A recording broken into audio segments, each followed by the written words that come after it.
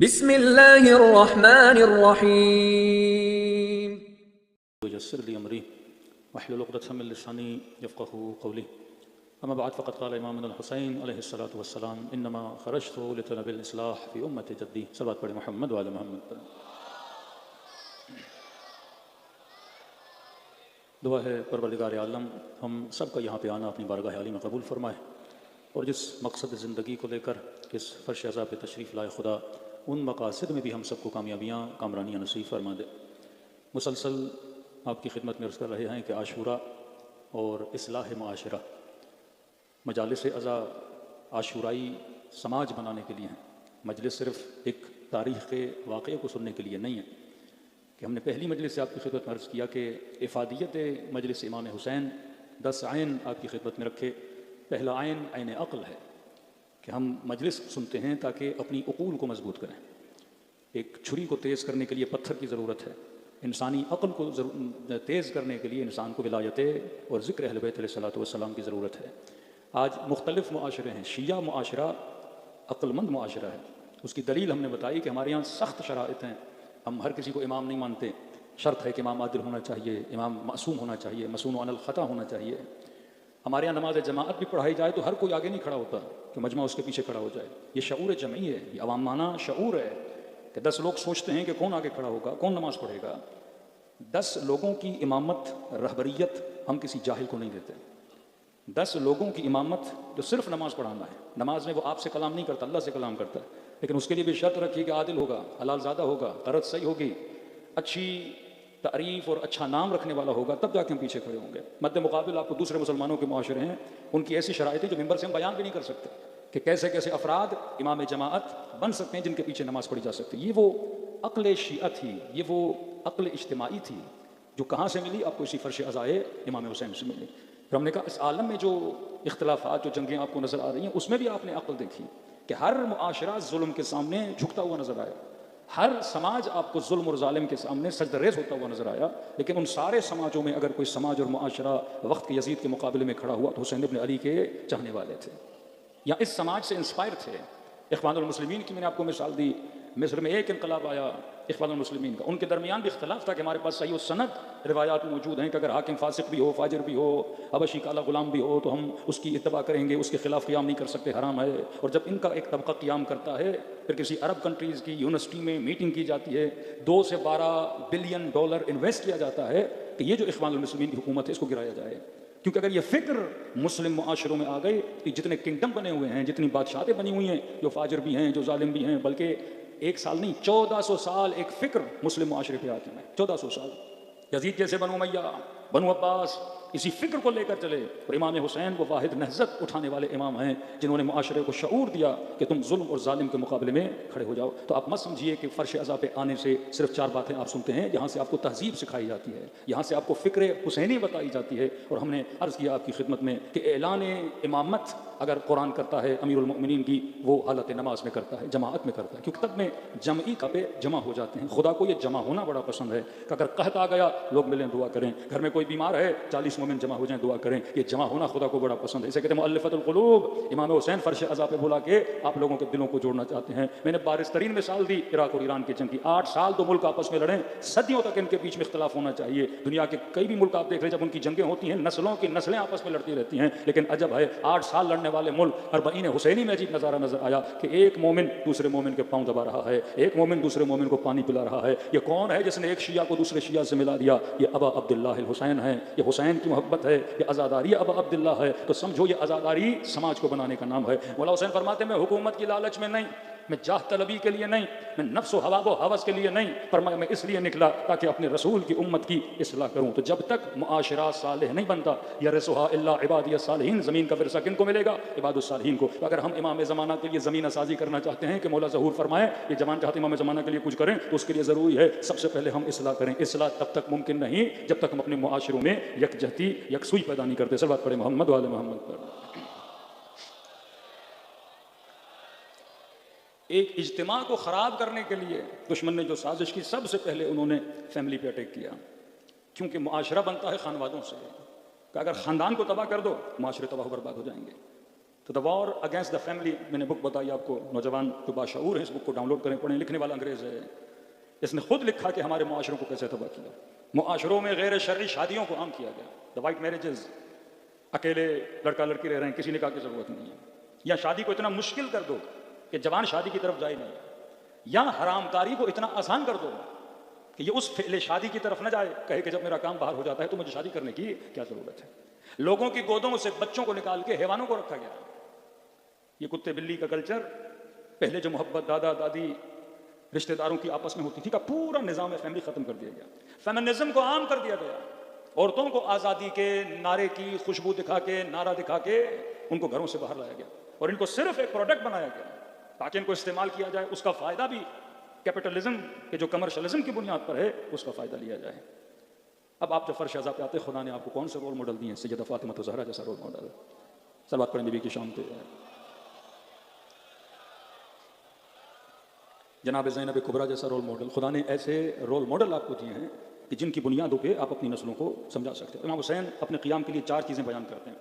फरमाते हैं कि पहली वजह, हुसैन करबला जा रहे हैं, नुरियल मालिम मिन दीनिक, कि परवरदिगारा यजीद ने इस समाज से इस्लाम की जो निशानियां हैं उसे ख़त्म कर दिया है। शियों के घरों पे अलम होता है, अलम मालिम एक चीज़ है, 10 घर होंगे लेकिन जिस घर पे अलम होगा वो दूर से पहचाना जाएगा ये किसका घर है, कि किसी अली वाले का घर है। अक्सर लोग सवाल करते हैं शिया अलम क्यों लगाते हैं, तो इमाम हुसैन बता रहे मालिम दीनिक, अलम पहचान है आपकी। कई बेचारे नौजवान कहते हैं मौलाना ईरान जाते वहाँ तो कोई अलम नहीं, इराक जाते हैं उनके घरों पे तो अलम नहीं, लेकिन ये पाकिस्तानी अलम क्यों लगाते हैं? मैंने कहा एक समाज है शिया समाज, 10 घर हैं 10 के 10 शिया, 100 घर हैं 100 के 100 शिया, लेकिन एक समाज ऐसा है, एक माशरा ऐसा है जिसमें 2 घर शियों के हैं, 20 घर अहले सुन्नत के हैं, या किसी और के हैं, या हिंदुओं के हैं। किसी जगह पे इजहार वजूद करना पड़ता है, किसी जगह पे इजहार वजूद करने की जरूरत है ही नहीं। जहां है ही शिया वहां मैं किसको बताऊंगा कि मैं शिया हूं? जहां 100 के 100 घर ही शिया हैं तो वहां किसको बताना कि मैं शिया हूं? बताना तो वहां पड़ता है जहां किसी को पता ना हो कि शिया है। और कमाल कर दिया आलम लगाकर कि जब आप पंजाब से इंटीरियर सिंध के अंदर दाखिल होते, रहीमियार खान में, रोहड़ी से, सक्कर से गुजरते हुए आते हैं, रात के अंधेरों में अगर 1000 घर हों पता नहीं चलता किसके हैं, लेकिन 4 घर शियों के हों तो 1000 घर में अपना ऐलान करते हैं कि इस घर में वो रहता है जो अली को मानने वाला है।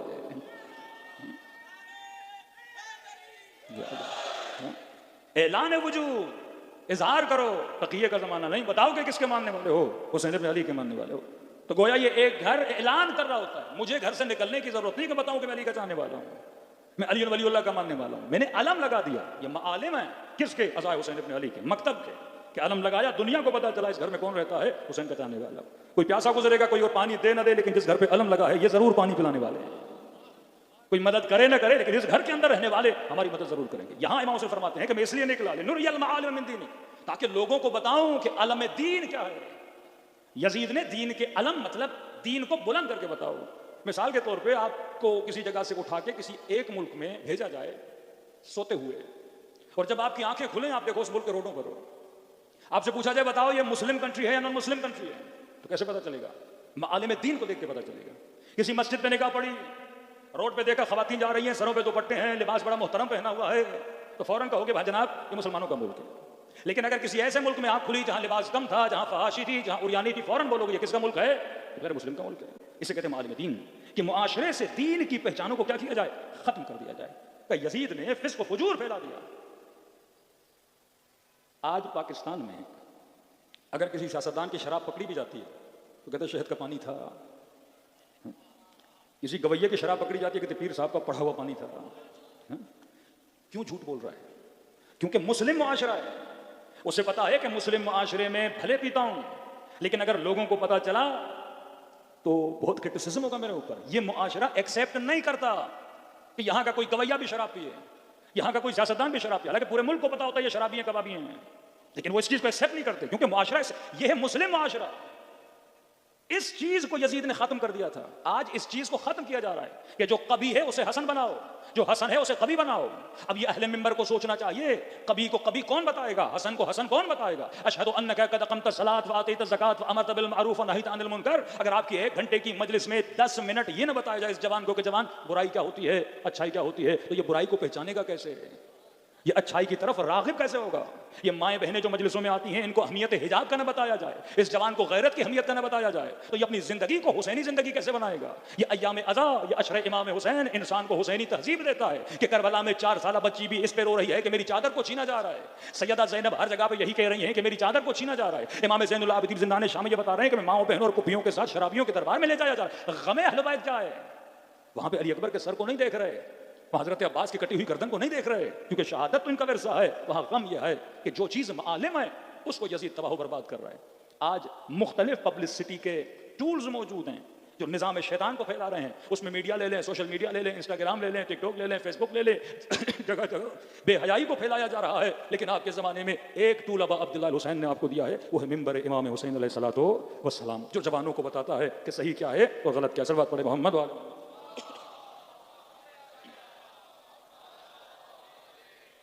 तो पहली चीज़ लनुरिय मालिम दीनिक, इजारत जामिया में पढ़ते हैं कि मुवालातिकुम अल्लमनल्लाहु मालिम दीनिना, ऐ अहले बैत रसूल, ये इजारतें आपके लिए हैं। अल्लमनल्लाह, अल्लाह ने हमें सिखाया, बेमुवालातिकुम, आपकी विलायत के जरिए से कि मालिम दीन क्या है।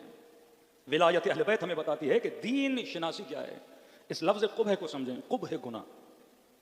कई चीज़ें 50 साल पहले बुरी थी, आज बुरी नहीं है। आज बुरी क्यों नहीं लगती? क्योंकि आहिस्ता आहिस्ता उस गुनाह का कभी जो होना था वो ख़त्म होता गया। आप देखते हैं कि वालदा बड़े हिजाब में, बेटी का हिजाब नहीं है, क्योंकि वालदा जिस जनरेशन से ताल्लुक़ रखती है उस जनरेशन में हिजाब की बड़ी वैल्यू थी।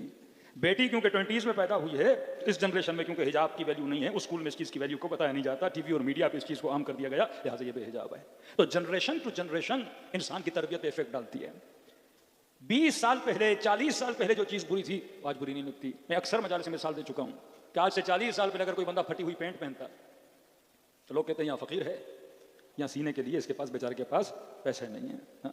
अगर पहन के रोड पे निकलता तो 4 लोग उसको चवन्नियाँ अठन्नियाँ देते कि जनाब अच्छे कपड़े जाके दे दो। लेकिन आज अमीर होगा, मालदार होगा, फटी हुई जीन्सें, फटे हुए कपड़े पहनेगा, माशरे में कोई उस पर एतराज़ नहीं करेगा, क्योंकि पहले कभी था, अभी हसन बन चुका। पहले बुरा था, अब इस बुराई को क्या बना दिया गया? अच्छा बना दिया गया। ये फैशन डिजाइनिंग के जरिए से, ये कपड़े मार्केट में ऐसे लाके माशरे में किसको फैला। अब किसकी जिम्मेदारी है? ये बाप की जिम्मेदारी है, ये माँ की जिम्मेदारी है कि फ्रॉम द 7 years, जब बच्ची 7 साल की ऐसे सिखाया जाए बेटा हया क्या है, बेटा गैरत क्या है। दुनिया के कई ममालिक को घूमने के बाद जो सबसे सख्त तरीन चीज एक खतीब को तबलीग के अंदर लगी वो ये थी कि हम लोगों को नमाजी बना सकते हैं, शराब छुड़वा सकते हैं, कई चीज़ें हदीसें बता बता के इनकी घुट्टी में डाली जा सकती हैं और ये शराब को छोड़ के फर्शजा के जरिए से नेक बन सकते हैं, नमाजी बन सकते हैं, नमाज पढ़ने वाले बन सकते हैं। सबसे मुश्किल तरीन चीज़ किसी इंसान की फितरत से जो निकल गई है दोबारा उसे डालना, वो हया है। कि अब कोई हया का टीका बन जाए, कोई हया की टेबलेट बन जाए कि ये डेली खाए से हया मिले। सबसे मुश्किल तरीन चीज़ गैरत है। गैरत बातों से नहीं आती, हया कलाम से पैदा नहीं होता। ये फ्रॉम द 7 years, जब 7 साल का ये बच्चा है, बच्ची है, अगर आपने उस वक्त इसको सही ट्रेनिंग दी, इसके अंदर हया पनपेगा, इसके अंदर हया बड़ा होगा। क्योंकि हया बाय टाइम डेवलप होता है, ये नहीं होता कि लफ्जों के जरिए से इंसान के अंदर हया आ जाए। तो मासूम फरमाते हैं मैं मबूस किया, मैं इसलिए निकल रहा हूँ लनुरिय मालिम मिन दीन। दूसरी चीज वनुज़हिर अल इस्लाह फी बिलादिक, बिलाद मुस्लिमीन से इस्लाह खत्म हो चुकी है, लोगों का वो जज्बा खत्म हो चुका है। अगर कोई गुनाह कर रहा है उसे बताएं कि गुनाह कर रहे हो। वक्त का हाकिम सुबह की 2 रकत नमाज 4 रकत पढ़ा देता है। लोग एतराज करते हैं जनाब आपने 2 को 4 कर दिया, कहते हैं आपको तो खुश होना चाहिए, मैंने कम नहीं किया है, मैंने तुम्हें ज्यादा पढ़ा है, तुम्हें सवाब ज्यादा होगा। कि मुआशरे में इस्लाह की बजाय कि लोगों के अंदर ये जरूरत खत्म हो जाए। तीसरी चीज वयअमल मज़लूमून मिन इबादिक, मजलूम परवरी खत्म हो गए। मौला फरमाते मैं इसलिए निकला हूं ताकि मजलूमों की मदद की जाए, मैं इसलिए ऐलान क़ियाम कर रहा हूं ताकि जिन पे जुल्म होता है उन पे जुल्म ना हो। कितना जुल्म हुआ जनाब हानी इब्न उरवा पे, कितना जुल्म किया जिंदानों में। किसी से दुश्मनी आप उसे मार देते हैं, मामला ख़त्म हो जाता है। लेकिन इस कदर मुआशा बिगड़ चुका कि इमाम हुसैन को शहीद किया, शहीद करने के बाद इनके बदन पे घोड़े दौड़ाए गए, इनकी बच्चियों को तमाचे मारे गए, क्योंकि शामात के लोग जो अहले शाम थे, शाम फतह हुआ, इन्होंने कभी रसूल खुदा को नहीं देखा। इस्लाम के वर्जन है, एक वर्जन इमाम हुसैन वाला, एक वर्जन बनु उमय्या वाला। सबसे पहला हाकिम शाम का यजीद इब्न अबू सुफियान, माविया का भाई। दूसरा हाकिम मुआविया इब्न अबी सुफियान, तीसरा हाकिम यजीद इब्न मुआविया।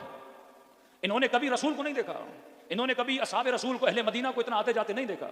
इन्होंने दीन को जिस जबान से सुना था वो बनु उमय्या की जबान थी। और वो दिन था कि जिस तरह आज एक शिया नमाज पढ़ खत्म करने के बाद तस्बीह हजरत ज़हरा पढ़ता है, ये तस्बीह पढ़ते थे सब पे अमीरुल मोमिनीन पे। तब आप देखते हैं 30,000 का लश्कर करबला में जमा हो जाता है और मौला हुसैन फरमाते हैं मुझे कत्ल क्यों करने आए हो? आवाज आती है बुग़्ज़न अबीक, हुसैन तेरे बाबा के बुग़्ज़ में तुझे कत्ल करने के लिए आए हैं। दुश्मन का प्रोपेगंडा इतना ज्यादा हो जाए। अब ये अबा अब्दुल्लाह हुसैन है, इमाम ज़ैनुल आबिदीन, 2 खुतबे देते हैं यजीद के दरबार में। फरमाते मैं सफ़ा का बेटा हूँ, मैं मरवा का बेटा हूँ। वो फसाहत, वो बलागत, बाज लोग वहीं इमाम का खुतबा सुन के गिरिए और रोने में शुरू हो जाते हैं, जिनके दिलों पे इतने सालों से बुग़्ज़ अहले बैत को भरा गया था। जब मुअज़्ज़िन अज़ान देता है तो हमसे फरमाते हैं यजीद ये बताइए जिस मोहम्मद का नाम ले रहा है वो तेरा नाना था या मेरा नाना है? इस तरह से सैयदा ज़ैनब ने अपने खुतबों से इनके शऊर को, इनके विजदान को क्या किया? बेदार किया। कहते हैं कि एक नमाज में, नमाज पढ़ने के बाद ये बदबख्त अमीरुल मोमिनीन पे सब करना भूल गया। तो पीछे से किसी ने कहा कि अमीर, हमें तो ये बोला गया था कि सब करना ज़रूरी है, हद्दल इम्कान वाजिब है, इसको तर्क नहीं किया जा सकता। तो इसने कहा क्योंकि मैंने सब नहीं किया मैं इसका कफ़ारा दूंगा। इसने अमीरुल मोमिनीन पे सब न करने के कफ़ारे में एक मस्जिद बनाई, जिस मस्जिद का नाम ही वो रखा गया कि मस्जिद क्या है? ये वो मस्जिद है जहाँ पे सब पे अमीरुल मोमिनीन किया जाए। जिनके हाथ चूमने चाहिए थे, जिनके दर पे जाके इल्म लेना चाहिए था, माशरा उन्हीं का क्या बन गया? दुश्मन बन गया। ये फर्श अज़ा है जिसने आपको गुलाम अमीरुल मोमिनीन बनाया। सल्लल्लाहु अलैहि मोहम्मद व आले मोहम्मद। चौथी चीज फरमाया यअमलु बिफ़राइदिक व लिसुन्नतिक व अहकामिक। एक ऐसा मुआशरा जिसने वाजिबात को तर्क कर दिया है, एक ऐसा मुआशरा जिसने सुन्नत रसूल को तर्क कर दिया। अमीरुल मोमिनीन फरमाते हैं मोमिन ए जवान, 3 तरह की इस्लाह अगर तू अपनी कर दे खुदा तुम्हारे मामलात को आसान कर देगा। फरमाया पहली इस्लाह, मन अस्लह मा बैनहु व बैन अल्लाह अस्लह अल्लाहु मा बैनहु व बैन अन्नास। ए जवान, सबसे पहले अपना मुआमिला अपने रब के साथ सही कर।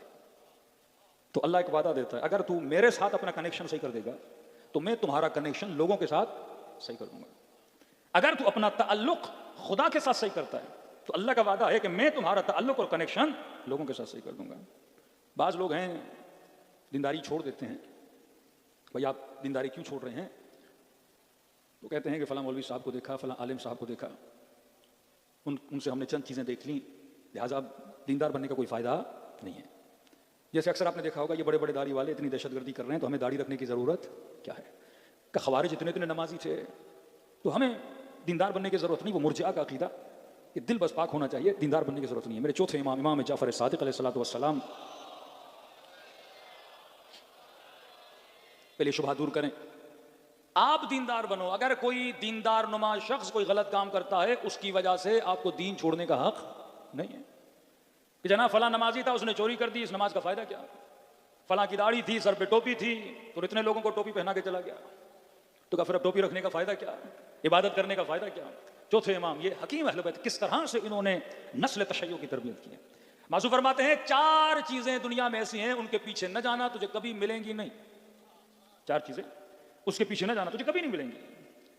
हालांकि उन 4 चीजों की तुझे सख्त जरूरत भी है लेकिन पीछे जाओगे तुझे मिलेंगी नहीं। पहली चीज ला आलिमन यस्तअमिलु इल्मह, फरमाया कभी भी ऐसा आलिम न ढूंढना ये तवक्को करके कि वो 100% जो कहता है उस पर अमल करता है।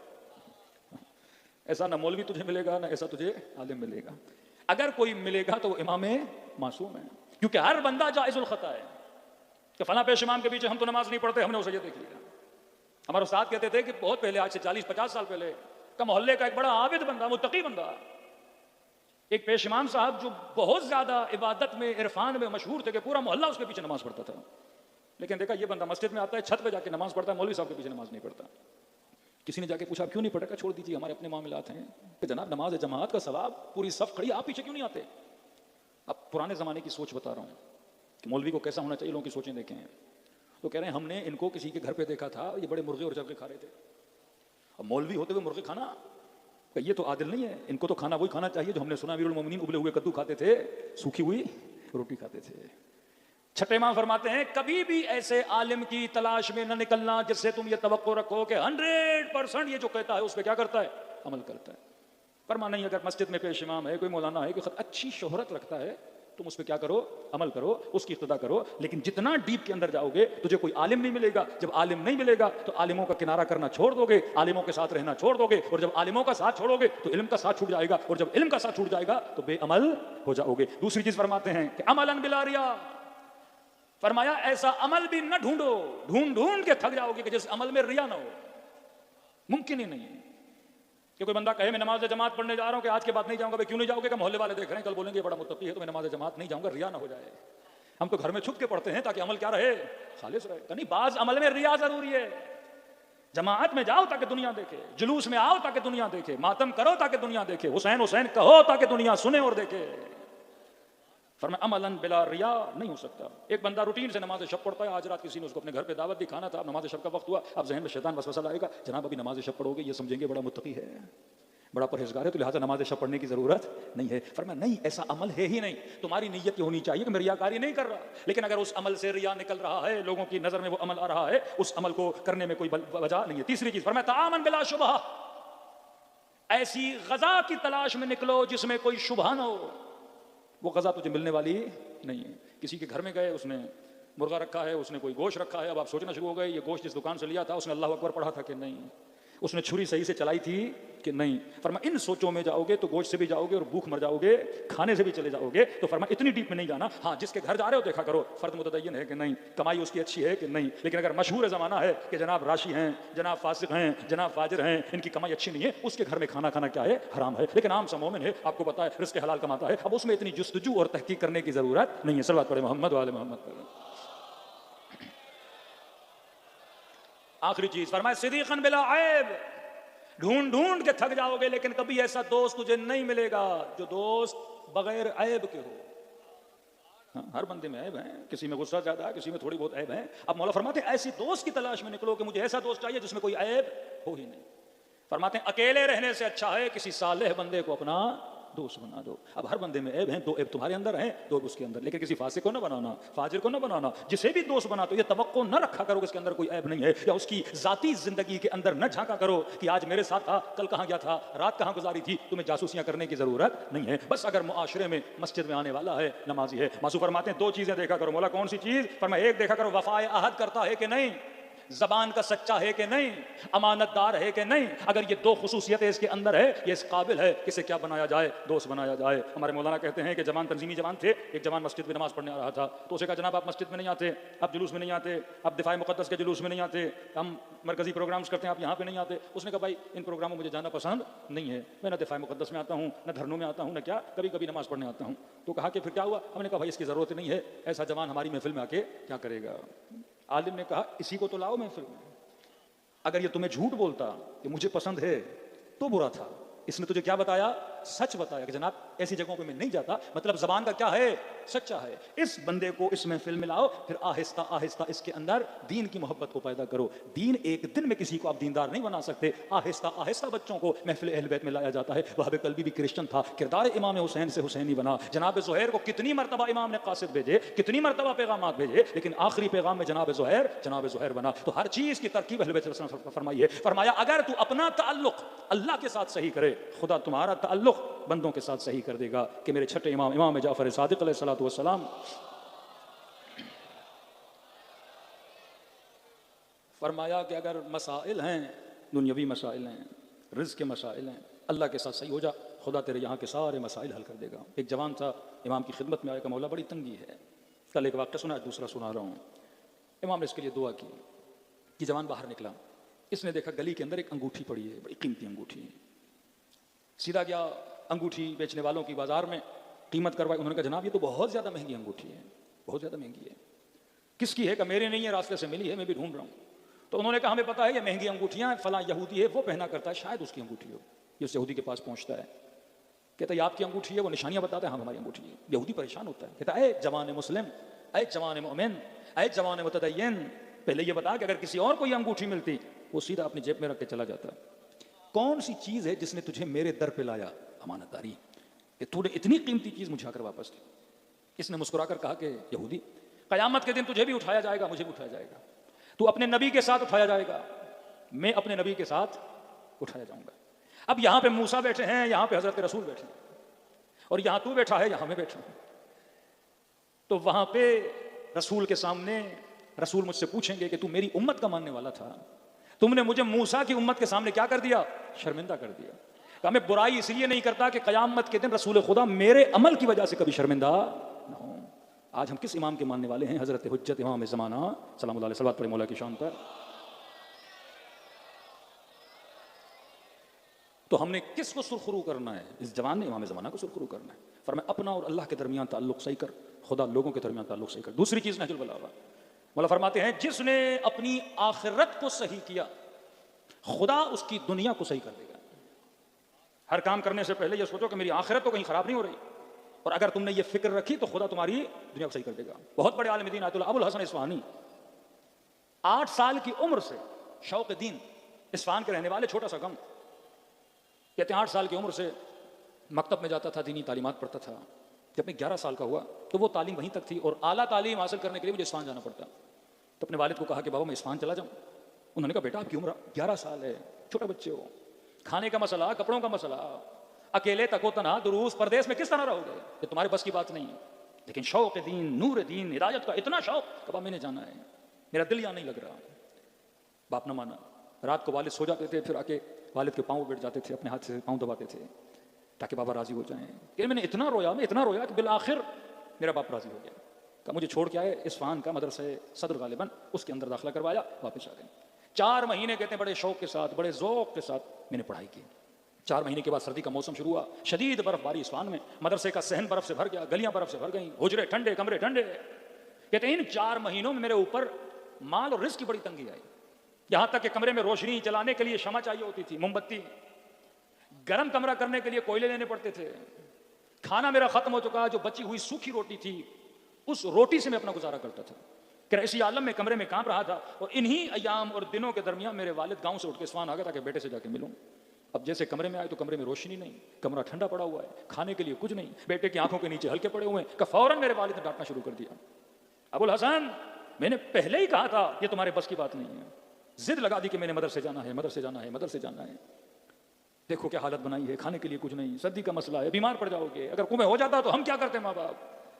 11 साल का बच्चा, कहते मैं हुजरे से बाहर निकला, सहन के बीच में खड़ा हो गया, आसमान की तरफ देखा, कहा ना तू अपनी आखिरत बना, खुदा तुम्हारी दुनिया बनाएगा।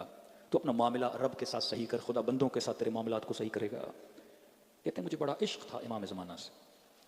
मैंने कहा मौला यहाँ आया हूँ आपके मकतब का इल्म पढ़ने के लिए, और आप लोगों ने कहा जो हमारे राह पे चलेगा उसकी मुश्किलात को हल करने का बंदोबस्त भी कौन करेंगे, हम करेंगे। आपने कहा जिसके पास इमाम है उसे घबराने की जरूरत नहीं है। आपने कहा हम वो हैं जिनका वारिस है, हम लावारिस नहीं है। मौला अब ये मेरे वालिद मुझे ले जाएंगे, लेकिन मुझे यहाँ रहना है, इल्म दीन हासिल करना है। कहते आंखों से आंसू बारिश की तरह दे रहे थे इमाम ज़माना के साथ इस्तिग़ासा इस्तिग़ासा। अचानक मदरसे का दरवाज़ा खटका, खादिम मदरसा दौड़ा दौड़ा गया, दरवाज़ा खोला, अबुल हसन को बुलाओ। खादिम ने कहा बच्चे कोई किसी को काम है तुम्हारे साथ। अब मुझे कोई इस्फहान में जानता नहीं, दौड़ा दौड़ा दरवाजे पे गया, एक नूरानी वजूद खड़ा था। उसने कहा अबुल हसन तुम्हारे कमरे में मोमबत्तियां पड़ी हैं, जरा उसको गौर से देखो, पीछे बहुत मोमबत्तियां पड़ी हैं। कहा अपना हाथ आगे लाओ, कुछ पैसे मेरे हाथ पे रखे, कहा इन हाथों से जाके कोयले लेना, कमरे को गर्म करना, खाना लेना, क्योंकि तुम्हारे हुजरे में मेहमान आया हुआ है और परेशान होने की जरूरत नहीं है। तुम उसका मानने वाले हो जो अपनी कौमों का ख्याल भी रखते हैं, जो अपनी शियों पे नजर भी रखते हैं। कहते अभी समझ नहीं आ रहा था कि ये कौन है। मैंने लिया, कमरे के अंदर गया, वालिद ने पूछा बेटा कौन था। मैंने कहा बाबा कहा मोमबत्तियां पड़ी हैं, कमरे में रोशनी नहीं थी, ढूंढा मोमबत्तियां मिल गई। कहा कुछ पैसे देकर गए और कहा कि इससे कोयले ले लेना, कमरे को गर्म कर लेना, खाना ले लेना, तुम्हारे कमरे में मेहमान मौजूद है, और उसे कहना कि तू उसका मानने वाला है, उस कौम से ताल्लुक रखता है जिनका वारिस अभी जिंदा है। कहते मेरे वालिद खड़े थे, ये सुन के घुटनों के बल बैठे और ज़ारो कतार रोने लगे। कहने लगे बेटा तू 11 साल का है, तुझे इमाम ज़माना पर ईमान है, लेकिन वाय हो मुझ पे मैं बूढ़ा हो गया और मैं तेरे लिए परेशान हूं कि तुझे कौन संभालेगा। तू जिनकी राह पे चला है वही तुझे संभालने वाले हैं। तू अपनी इस्लाह कर, फिर देख हम तुम्हारे मुआमिलात को किस तरह से सही करते हैं। अगर तू अपनी इस्लाह नहीं करेगा तो हमारी तरफ से भी मुआमिलात की इस्लाह नहीं होगी। सल्लल्लाहु अलैहि मोहम्मद वाले मोहम्मद। और मैं 3 चीजें अगर इंसान पैदा न करे, एक रब की मारिफत, दूसरा रब की मोहब्बत, तीसरा मोहब्बत के बाद उस अमल पे न उतरे। मजलिस अज़ा आपके दिलों में मारिफत पैदा करती है। आप यहाँ क्यों आए? क्योंकि आपके दिलों में मोहब्बत थी। एक कदम इंसान पीछे है, और वो कदम कौन सा है? अमल का कदम है। अब आओ करबला में जरा देखो मोहब्बत कितनी थी। गुलाम है, नाम है जॉन, गुलाम अबू ज़र, गुलाम अली, गुलाम इमाम हसन, गुलाम इमाम हुसैन। पूरी ज़िंदगी गुजार दी गुलामी में। बूढ़ा था, बाज़ रिवायात में है कि 90 साल से ज़्यादा इनकी उम्र थी। जनाब जॉन हैं, जनाब सईद हैं, कुछ ऐसे असहाबे करबला हैं जिनकी उम्रें बहुत ज़्यादा हैं। इमाम की खिदमत में कि मौला मैं भी चाहता हूँ कि करबला में अपनी जान आप पे कुर्बान करूँ। इमाम ने देखा जॉन को, बूढ़ा है, कि तुम्हारी पूरी जिंदगी हमारी गुलामी में गुजरी है, हमने तुमसे जिहाद को उठा लिया, जौन जिंदगी के आखिरी दिन है सुकून के साथ मदीने में गुजर। का मौला मेरा दिल है मैं अपनी जान आप पे कुर्बान करूं, का जौन मैं हुसैन इजाजत नहीं दे सकता, बूढ़े हो। अब अगर गुलामी का शौक भी है तो मेरे बाद जो इमाम है वो ज़ैनुल आबिदीन है, जाके उनकी गुलामी कर। कहते खेमे इमाम ज़ैनुल आबिदीन में आए, मौला फरमाते मैंने महसूस किया कि कोई है जो मेरे कदमों पे सर रख के ज़ारो कता रो रहा है। आंखें खोली, क्या देखा जनाब जौन, इशारा किया ऊपर आइए, कदमों को जमा किया इमाम ने, क्या मसला है? कि आपके बाबा से इसने जिहाद मांगा लेकिन इजाज़त नहीं दे रहे हैं, कह रहे हैं कि हमने जिहाद उठा लिया आखिरी ज़िंदगी का। जब बाबा खुद जिहाद का फरीज़ा उठा रहे हैं तो आप क्यों जाना चाहते हैं? कि मौला वो गुलाम कैसा जो अच्छे वक्तों में साथ रहे, बुरे वक्तों में साथ छोड़ दे, आप सिफारिश करें। मिलता है इसने एक जुमला का, मौला कहीं ऐसा तो नहीं मुझे इसलिए नहीं भेजा जा रहा कि मेरा रंग काला है। इमाम हुसैन से सिफारिश की इमाम ज़ैनुल आबिदीन ने, और जैसे अबा अब्दुल्लाह को पता चला इसने कहा मौला कहीं ये वजह तो नहीं है कि मेरा रंग काला है, क्योंकि अरब हबशी गुलामों को बहुत कम समझते थे। इसने जैसे कहा मौला मेरा रंग काला इस वजह से तो नहीं, कहते अबा अब्दुल्लाह हुसैन अपनी बाहों को फैलाया कि जौन मेरे सीने से लग जा रहा है। वो और हैं जिनके यहाँ रंग देखा जाता है, हम और हैं जिनके यहाँ किरदारों को देखा जाता है, यहाँ रफ्तार देखी जाती है, रंग नहीं देखा जाता। कहा मैं तुझे इजाजत देता हूँ। कहते इतना बूढ़ा था मौला, इसे घोड़े पे सवार कराना चाहते थे लेकिन इसके कदमों में ताब ताकत नहीं थी कि घोड़े पे बैठ सके। क्या मौला कोई मसला नहीं, मैं पैदल जाऊंगा। कमर झुकी हुई, कस के कमर पे कपड़ा बांधा, हाथ में नेजा और तलवार लिया और वसत मैदान में गया। ऐ लश्कर यजीद, मैं गुलाम हुसैन इब्न अली हूँ, मैं उनका गुलाम हूँ जिनके यहाँ मौत का कोई खौफ नहीं होता, जो जिहाद पे फख्र करते हैं।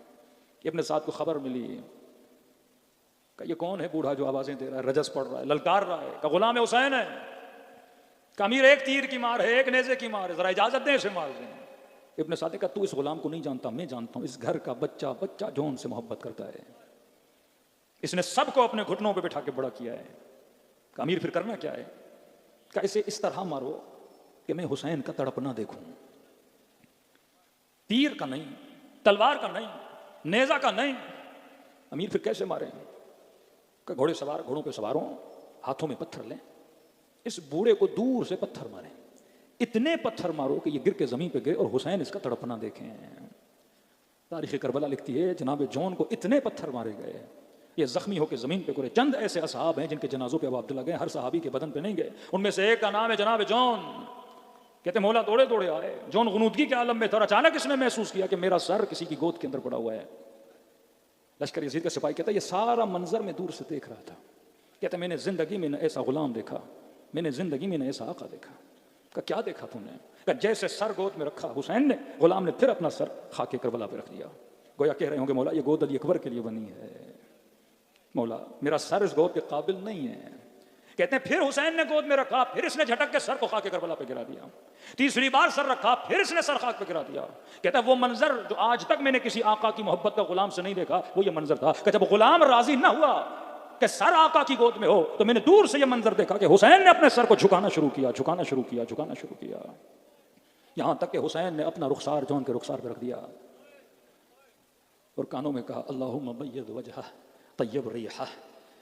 जौन वो और हैं जो कहते हैं रंग देखा जाता है, दुआ किया है खुदा कयामत के दिन इसके चेहरे को नूरानी और सफेद बनाना, इसके बदन को खुशबूदार बना देना।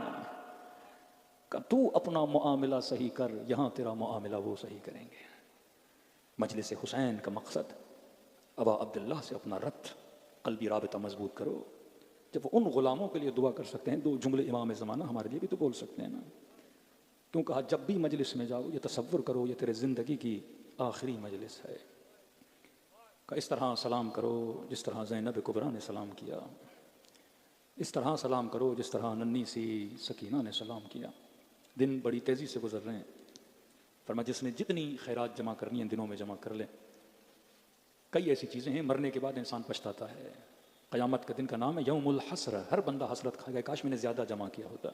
कब अपना शबीब अगर रोना है तो मेरे जद हुसैन पे गिरिया किया करो, रोना नहीं आता तो कम अज़ कम रोने जैसी शक्ल बना लिया करो।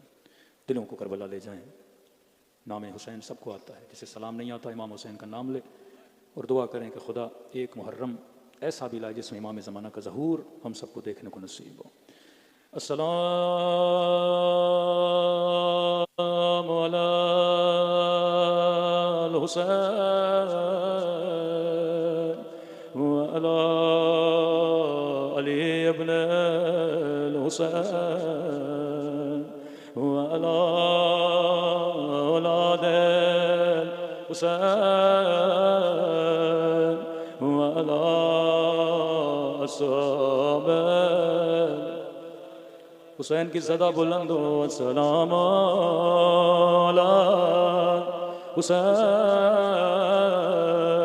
वाला अली इब्न हुसैन वाला औलाद हुसैन वाला। सब मिलके आवाज गूंजनी चाहिए। अस्सलाम अला हुसैन वाला वाला औलाद हुसैन वाला असहाब। मेरा सलाम हो उस दर्द भरे मंजर पे जब बहन की निगाह हुसैन की पामाल लाश पे पड़ी।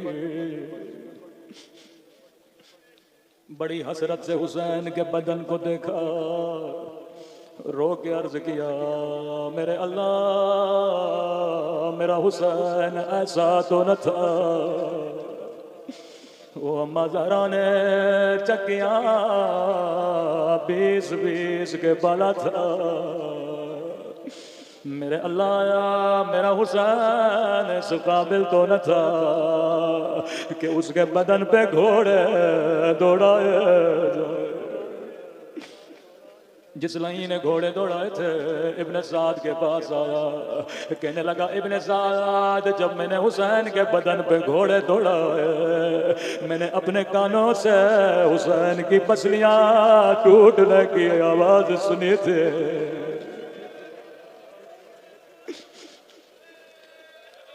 अल्लाह जाने ये मंजर सैयदा ज़ैनब ने कैसे देखा। 40 साल खून रोते रहे,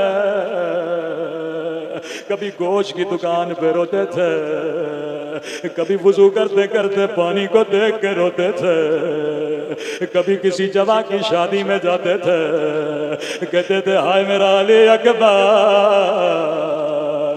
कभी किसी छोटी बच्ची को देखते थे कहते थे हाय जिंदान शाह, हाय मेरी नन्ही सी सकीना। इतना रोए लोगों ने एतराज करना शुरू कर दिया। मौला पानी को देख के रोते हैं, शादी में जाते हैं रोते हैं, मौला शहादत तो आपका विरसा है। फरमाया हाँ शहादत मेरा विरसा है। ऐ मोमिन मुस्लिम तूने कुरान पढ़ा है, याकूब का एक यूसुफ गुम हुआ था, जिंदा था, याकूब ने सिर्फ खून भरा कुर्ता देखा था। इतना रोए अब यब्बत आईना आंखें सफेद हो गए। लेकिन मैंने अकबर के सीने में बर्छी देखे, मैंने 6 महीने के गले में तीर देखा, मैंने कासिम के लाशों को टुकड़े टुकड़े होते देखा।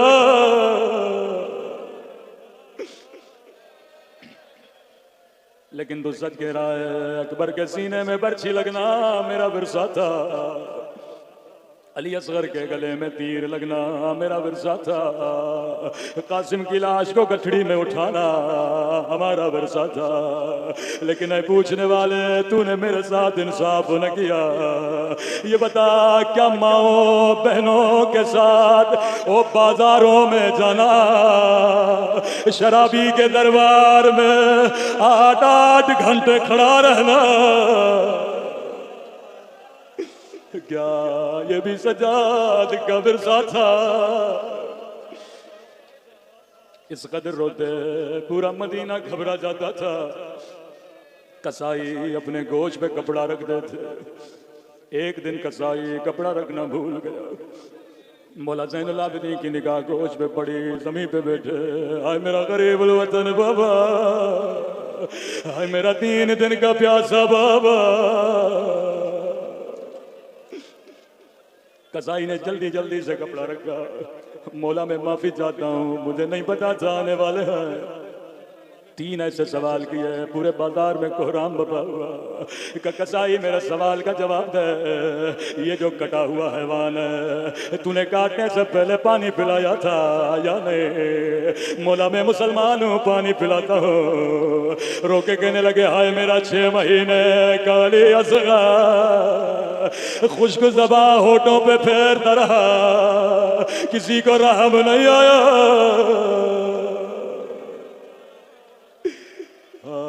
मेरे 4 साला सकीना एक एक घूंट के लिए तमाचे मारे गए। कसाई मेरे दूसरे सवाल का जवाब दे। जी मेरे मौला, अभी कुर्बानी की ईद गुजरी है, ये शियों को इमाम की नसीहत है। फरमाया कसाई ये बता, जब तू इस हैवान को ज़बा कर रहा था कोई और हैवान तो देख नहीं रहा था? मौला मैं आपका मानने वाला हूँ, मैंने पीछे जाके ज़बा किया था। एक मर्तबा करबला का रुक किया, हाय मेरी बुफी ज़ैनब वो 70 कदमों से देख रही थे। वह शिमरुजाल सुनाला सदरे,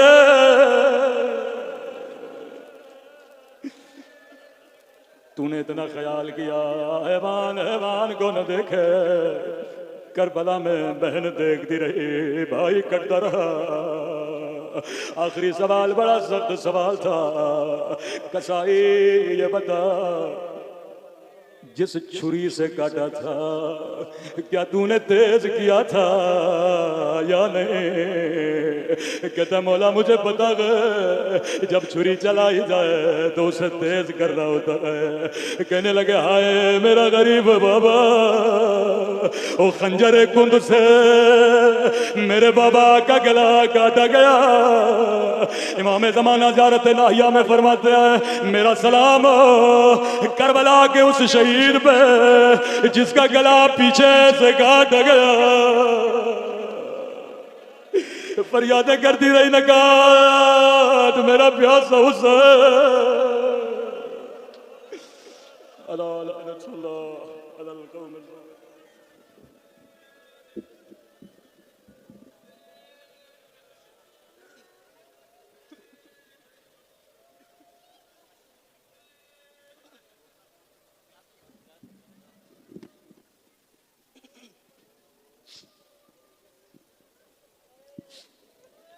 अजरकुमुल्लाह अजरकुम इंद ज़हरा। ये मोमिन करीब तशरीफ ले, सीनों पे हाथ मार के पुरसा पेश करते हैं। गमे हुसैन मनाना बहुत ज़रूरी